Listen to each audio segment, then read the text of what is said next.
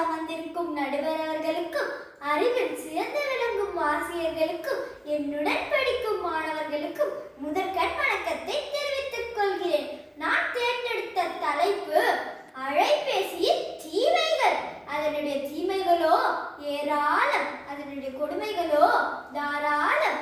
இந்த உலகம் அலைபேசி உலகம் என்றே சொல்லலாம். மனிதனின் 6வது விரல் அலைபேசி என்றே சொல்லலாம். மக்களின் சட்டை பாக்கெட்டில் பணம் இருக்கிறதோ இல்லையோ, அலைபேசி இருக்கிறது. அழுகின்ற குழந்தையும் அடம் பிடிக்கும் குழந்தையையும் சமாதானம் செய்யும் ஒரே சாதனம் அலைபேசி தான். சிறியவர்கள் முதல் பெரியவர்கள் வரை அனைவரின் கைகளிலும் தவறுகிறது. சரி, இல்லை என்றால் உயிரே இல்லை என்று அறிவியல் ஆசிரியர் சொன்னார்கள்.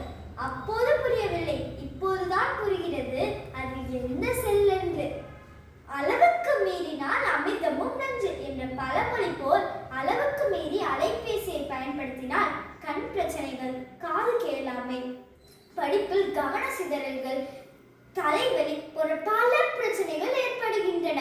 முந்தைய காலங்களில் நம் பெற்றோர்கள் அனைவரும் வெட்ட வெளியில் சக நண்பர்களோடு நுண்டி, கபடி, கில்லி, பம்பரம் போன்ற பல விளையாட்டுகளை ஒன்று கூடி விளையாடினார்கள். ஆனால் நாமோ அலைபேசியில் வர விளையாட்டை மட்டுமே விளையாடுகிறோம். அதனால் நண்பர்கள் மட்டுமே குறைந்து விட்டது. எந்த குழந்தையும் வெளியே வந்து விளையாடுவதற்கு கூட விரும்புவதில்லை.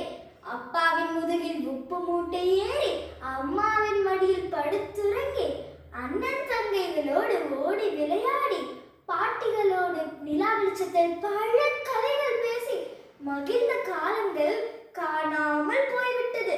இப்போது அனைவரின் கைகளிலும் அலைபேசி தான் இருக்கிறது. பின்பு எப்படி நினைவுகள் இருக்கும்? முன்பெல்லாம் பண்டிகை காலங்களில் நாம் அனைவரும் குடும்பத்தோடு சேர்ந்து ஆடைகள் எடுப்போம். ஆனால் இப்பொழுது இணையவழி ஷாப்பிங் தான் செய்கிறோம். அதனால் குடும்பத்தோடு சேர்ந்து செலவழிக்கும் நேரமும் குறைந்து விட்டது. இன்று பண மோசடிகள் அதிக அளவில் அலைபேசியில் தான் நடைபெறுகிறது. சிறியவர்களாகிய நாம் பெற்றோர்களின் வழிகாட்டுதல் படியே அலைபேசியை பயன்படுத்த வேண்டும். இல்லை என்றால் பணத்தை இழந்து விடுவோம். கடவுச்சொல், அதாவது OTPயை சொல்லவோ பகிரவோ கூடாது. அலைபேசியை தேவைக்கு மட்டும் பயன்படுத்துவோம், வாழ்க்கையை வண்ணமயமாக்குவோம் என்று கூறி விடை பெறுகிறேன். நன்றி, வணக்கம்.